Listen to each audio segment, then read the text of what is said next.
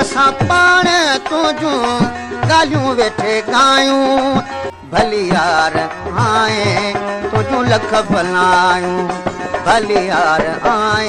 दोस्तों 15 मार्च 2025 एक अड़े फनकार जो ॾींहुं आहे जंहिंखे हमेशा हमेशा लाइ यादि कयो वञे थो।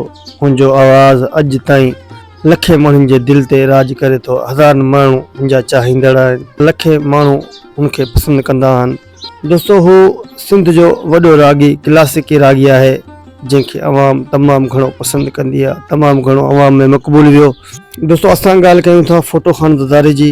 फोटो ख़ान ज़रदारी जी 29 वर्सी आहे। लुंडो लॻ ॻोठ आलम ख़ान ज़रदारी में 1952 में जनम वठंदड़ सिंध जे सुरीले फनकार फोटो ज़रदारी शेर मोहम्मद ज़रदारी जे घर में अख खोली अवामी रागी बुनियादी तहलीम ॻोठ आलम ख़ान ज़रदारी में हासिल।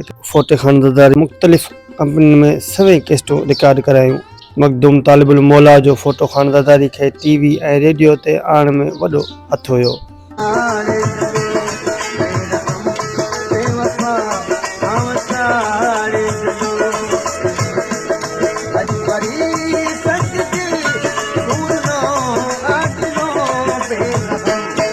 दोस्तों फोटो ख़ान ज़रदारी तमामु घणो सिंध जो मक़बूल रागी हूंदो हो, उनखे तमामु घणो सिंध में पसंदि कयो वेंदो हो। ऐं दोस्तों उस्ताद जलाल चांडी जा चाहींदड़ तमामु घणा आहिनि, पर जंहिंखे उस्ताद जलाल चांडी चाहींदो हो उन जो नालो फोटो ख़ान ज़रदारी हो।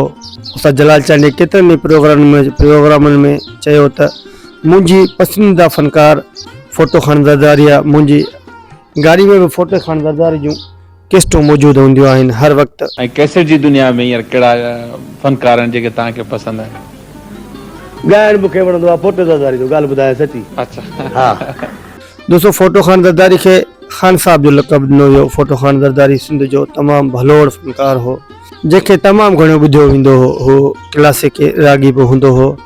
दोस्तों हुनजूं सिंध लाइ काफ़ी क़ुर्बानियूं ॾिनियूं आहिनि ऐं सिंध जे फ़न खे तमामु घणो हुन उजागर कयो ऐं हू क्लासिकी रागी हूंदो हो। हुन हमेशा पंहिंजे परस्तारनि चाहींदड़नि खे कॾहिं बि मायूस न कयो। बीमारी सबबि पंहिंजा फ़न जा मुज़ाहिरा कंदो रहियो।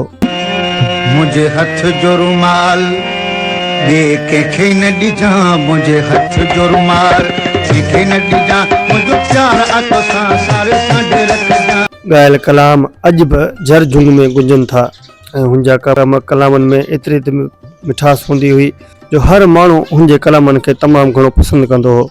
दोस्तों फोटो ख़ान ज़रदारी केतिरा ई कलाम मशहूरु ॻाया जेके अॼु ताईं ॻोठ बराड़ी शहर हर हंधि ॿुधिया वञनि था। दोस्तों उस्ताद जलाल चांडी बि तमामु घणो मोहबत कंदो हो ऐं उस्ताद जलाल चांडी सां हुन बि तमामु घणी मोहबत कई ऐं हुन कलामनि ज़रिए बि उस्ताद जलाल चांडी खे घणो यादि कयो। तो सामो जो प्यारा ये जो कर तू इतबार मूसा मिल जा एक भेरो दिल बारा दिलदार आए तोला मुझी यार दिलड़ी डाठी बेकरार मूसा मिल जा।